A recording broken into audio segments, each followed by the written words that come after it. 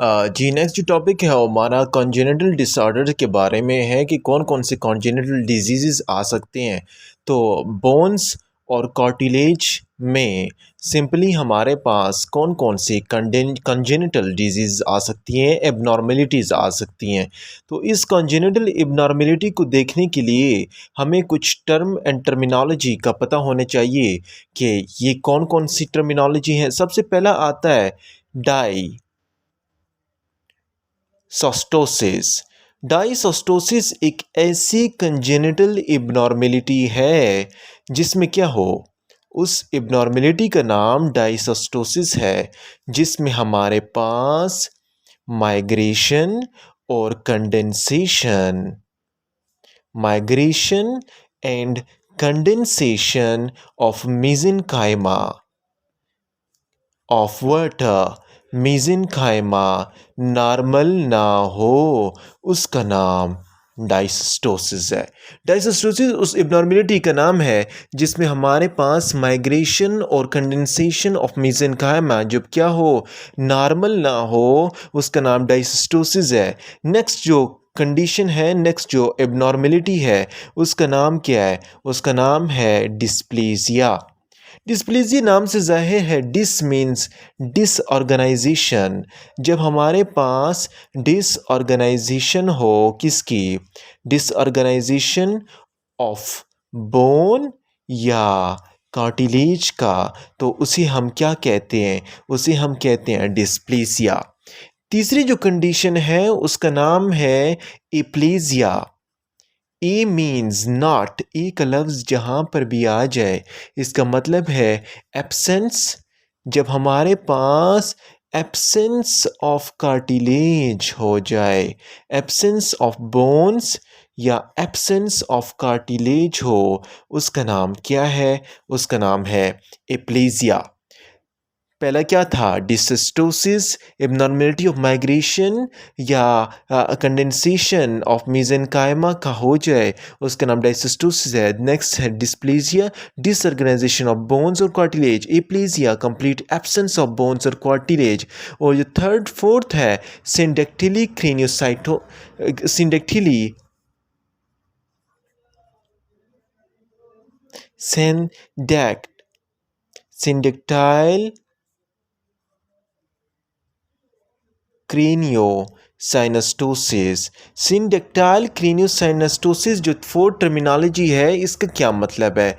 इसका मतलब ये है कि जब हमारे पास बोन का फ्यूजन, जब आप में बोन का फ्यूजन एबनॉर्मल हो, जब इंसान में बोन का फ्यूजन एबनॉर्मल हो, तो इस कंडीशन का नाम सिंडेक्टाइल क्रेनियोसिनस्टोसिस है। ये किसकी वजह से होता है? ये म्यूटेशन की वजह से होता है। इसमें या तो सिंगल जीन म्यूटेशन होता है या हमारे पास डिफरेंट जीन म्यूटेशन हो जाता है। हमने पढ़ा है कि यहाँ पर डिफरेंट जीन्स हमने सारे पढ़ चुके हैं। सिंगल जीन्स की अगर बात करें, COL2A1, या डिफरेंट जीन की अगर हम बात करें LRP5 या आर रैंकल, जो हमारे पास जीन थे ऑस्टियोब्लास्ट। तो मतलब ये है कि जब इनकी जीन्स में क्या हो जाए, जब इनकी जीन्स में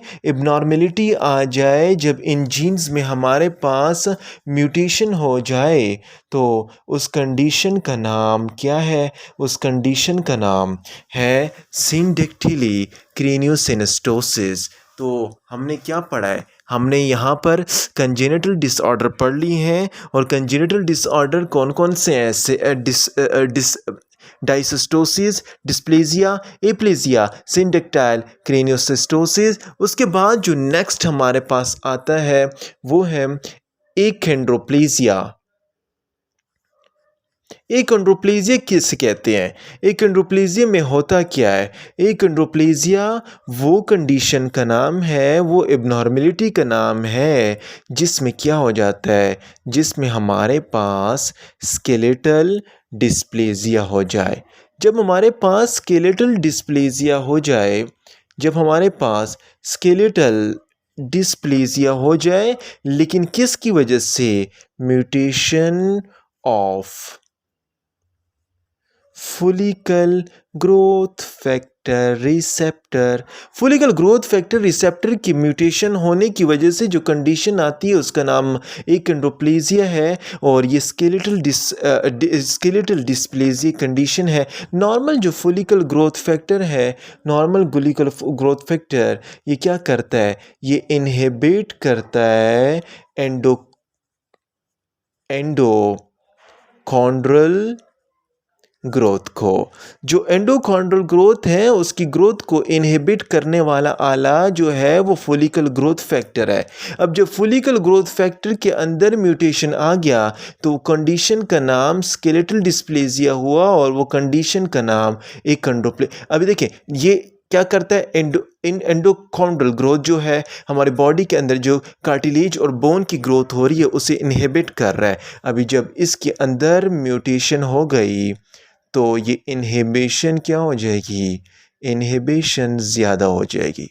तो इनहिबिशन ज़्यादा इसकी हो जाएगी तो ज़्यादा इनहिबिशन होने की वजह से, ज़्यादा इनहिबिशन होने की वजह से हमारे पास जो पर्सन होगा वो क्या होगा, ड्वार्फ होगा।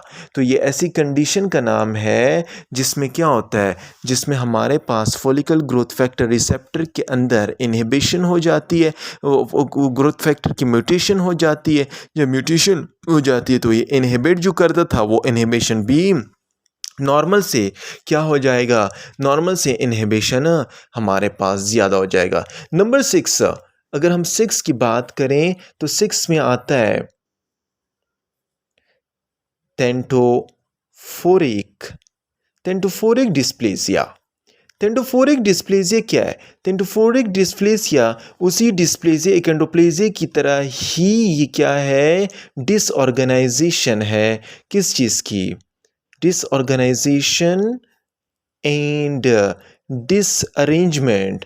जब हमारे पास या डिसअरेंजमेंट हो जाए या इसके बाद proliferation of what, proliferation of chondrocyte ख़त्म हो जाए, क्या हो जाए, डिमिनिश हो जाए।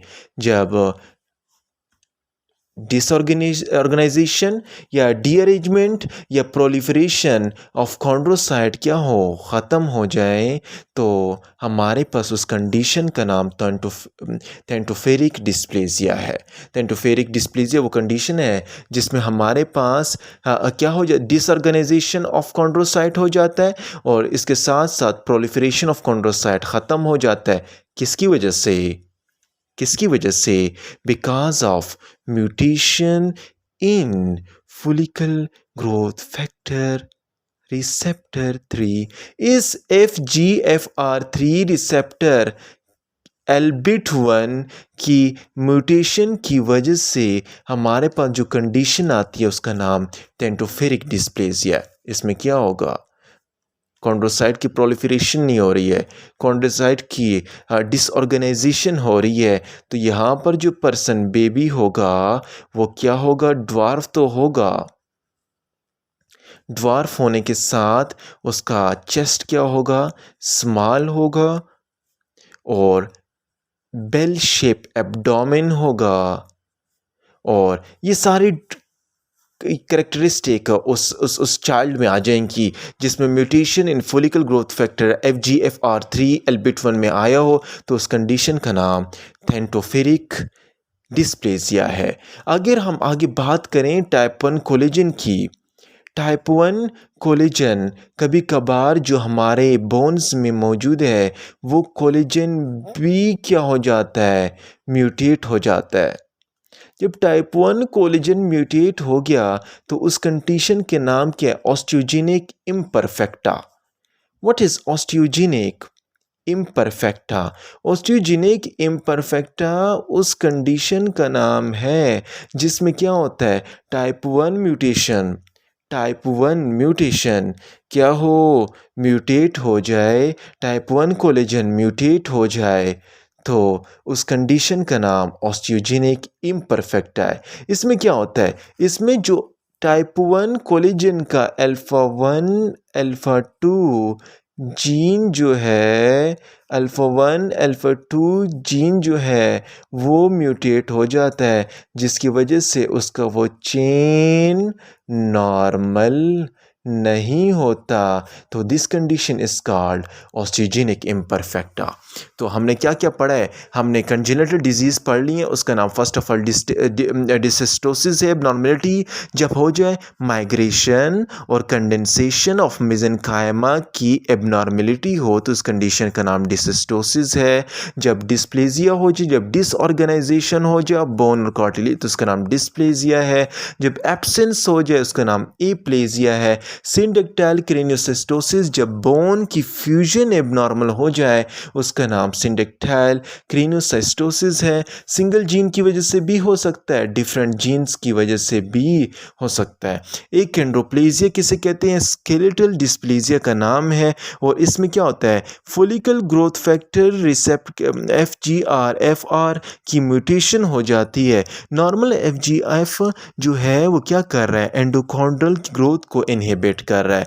लेकिन अभी जब इसके अंदर म्यूटेशन हुई तो इनहिबिशन क्या हो जाएगी? ज़्यादा हो जाएगी। जब ये इनहिबिशन ज़्यादा हो जाएगी तो इस इनहिबिशन के साथ तो स्केलेटल डिस्प्लेजिया और ड्वार्फिज्म खास होगा। थैलेटोफेरिक डिस्प्लेजिया जब हमारे पास कॉन्ड्रोसाइट की प्रोलिफरेशन ख़त्म हो, उसकी डिसऑर्गेनाइजेशन हो, उसका नाम थैलेटोफेरिक डिस्प्लेजिया है। म्यूटेशन किसकी वजह से होता है? FGFR3 एल्बिट जो है उसके अंदर म्यूटेशन हो जाता है। अभी जब ये म्यूटेशन होगा तो जो चाइल्ड का जो स्केलेटन है वो ड्वार्फ की तरह होगा, स्मॉल चेस्ट होगा, बेली शेप एब्डोमेन होगा। तो ये कंडीशन थैलेटोफेरिक डिस्प्लेजिया में होता है। इसके अलावा अगर बात करें टाइप 1 कोलेजन की, टाइप 1 कोलेजन हमारे पास अल्फ़ा 1 अल्फ़ा 2 चेन से बना है। जब उसकी वो 2 चेन में म्यूटेशन हो जाए तो उस चेन में म्यूटेशन हो जाए उस कंडीशन का नाम है ऑस्टियोजेनिक इम्परफेक्टा।